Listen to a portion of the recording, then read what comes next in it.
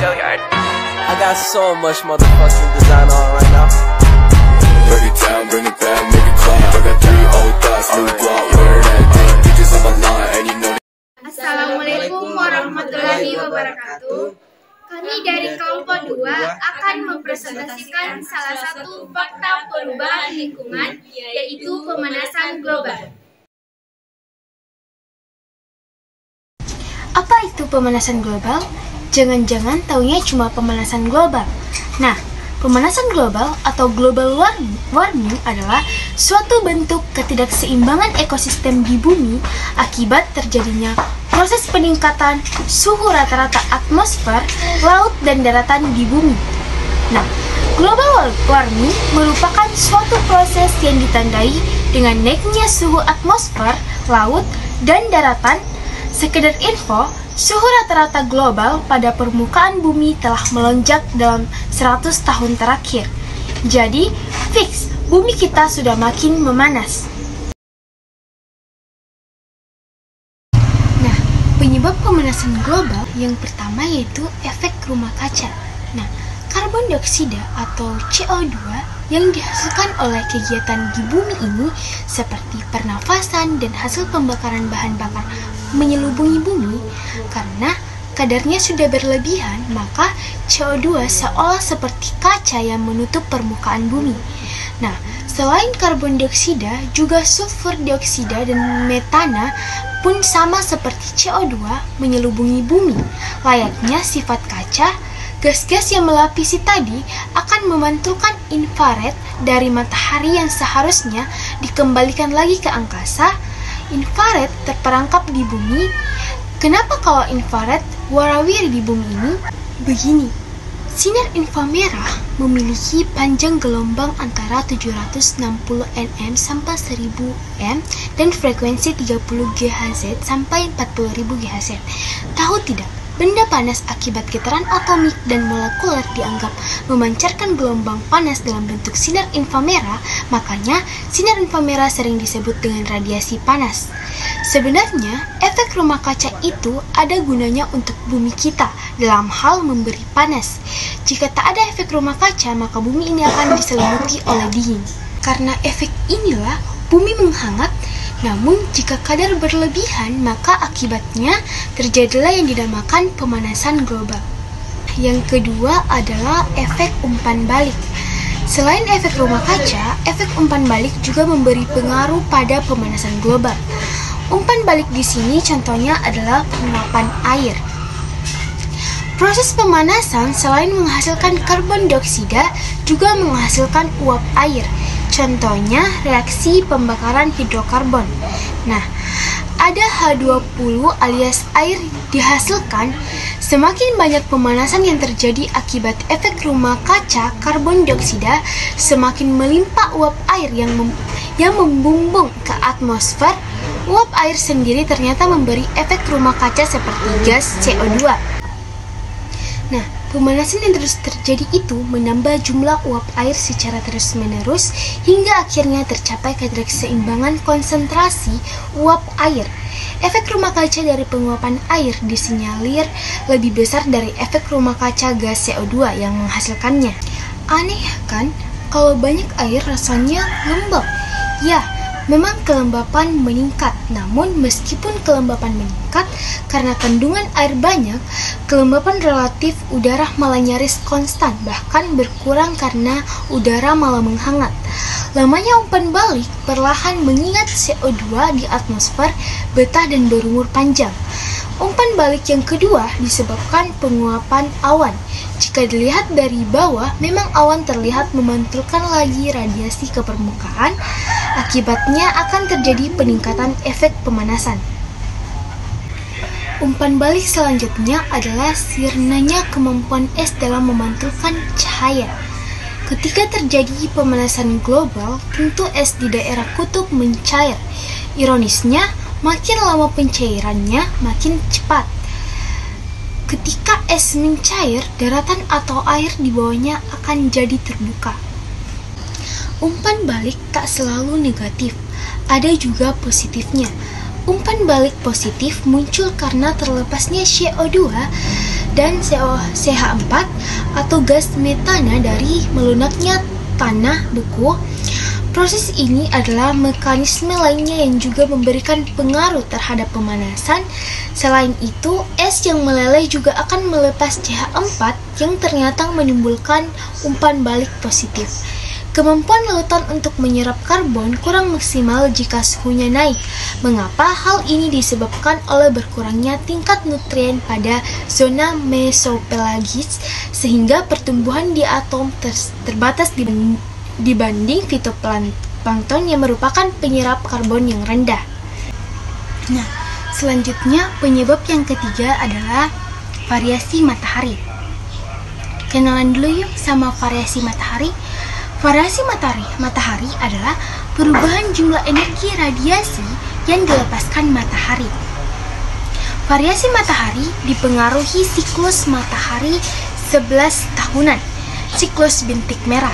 Selain fluktuasi lainnya yang tidak periodik, ada dugaan bahwa adanya variasi matahari disebabkan oleh umpan balik dari awan telah memberi andil dalam pemanasan saat ini.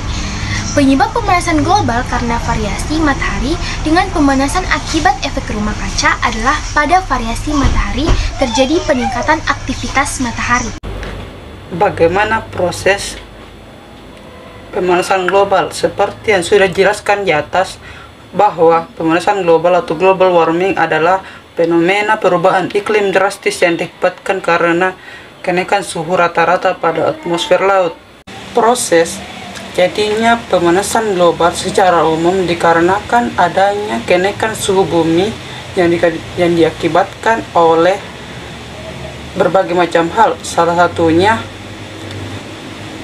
emisi karbon dioksida sebagai efek rumah kaca dari aktivitas manusia. Peningkatan suhu dalam rumah kaca terjadi karena adanya pantulan sinar matahari yang terhalang oleh dinding kaca.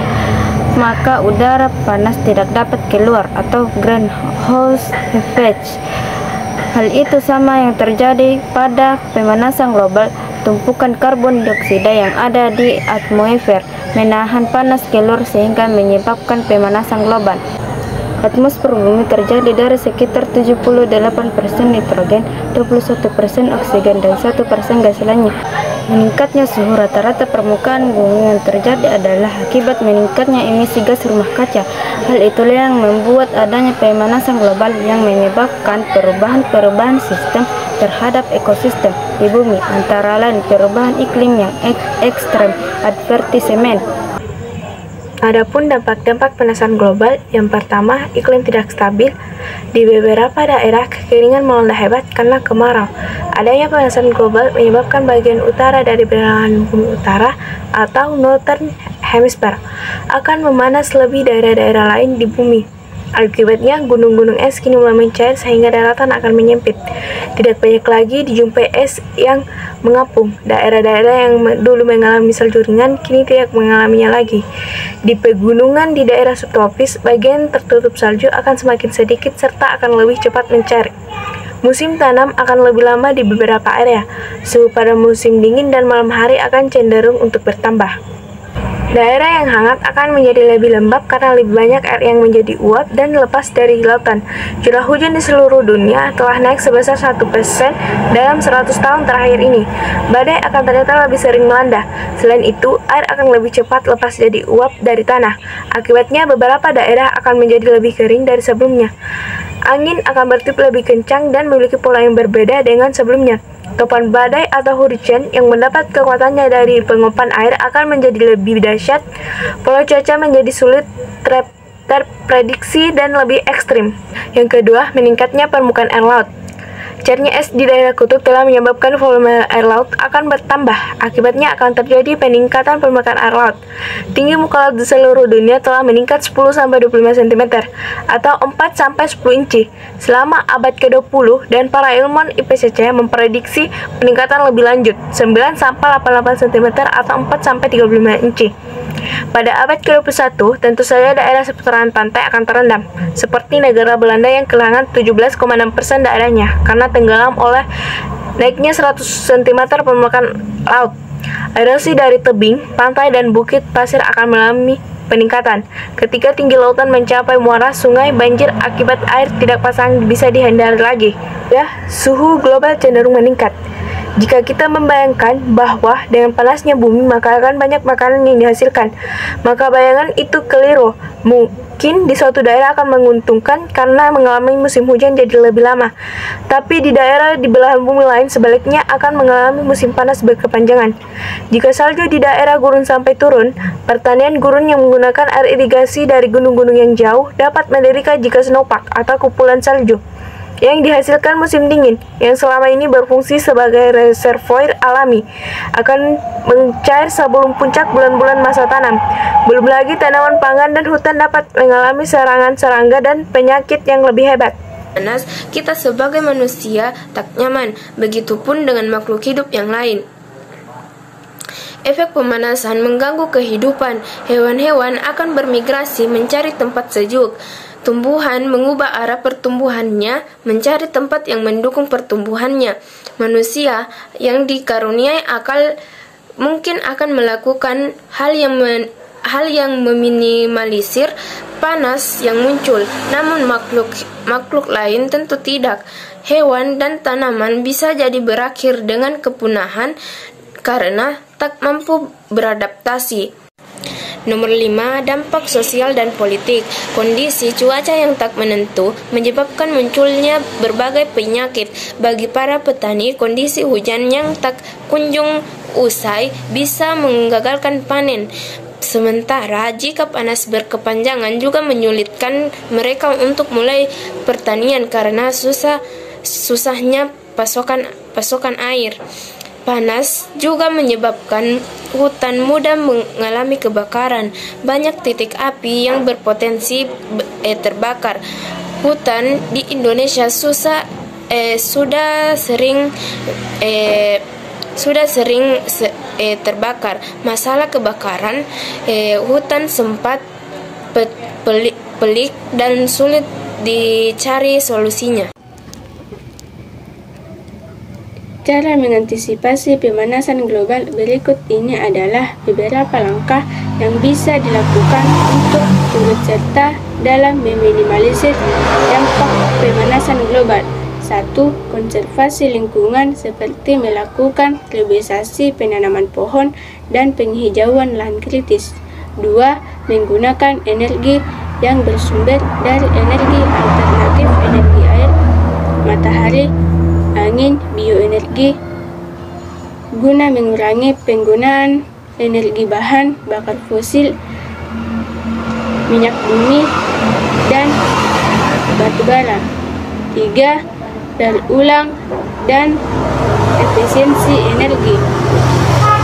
4. Upaya pendidikan kepada masyarakat luas dengan memberikan pemahaman dan penerapan untuk mencegah terjadinya pemanasan global. Itulah pemaparan mengenai salah satu fakta perubahan lingkungan dalam hal ini pemanasan global di Indonesia. Wassalamualaikum warahmatullahi wabarakatuh.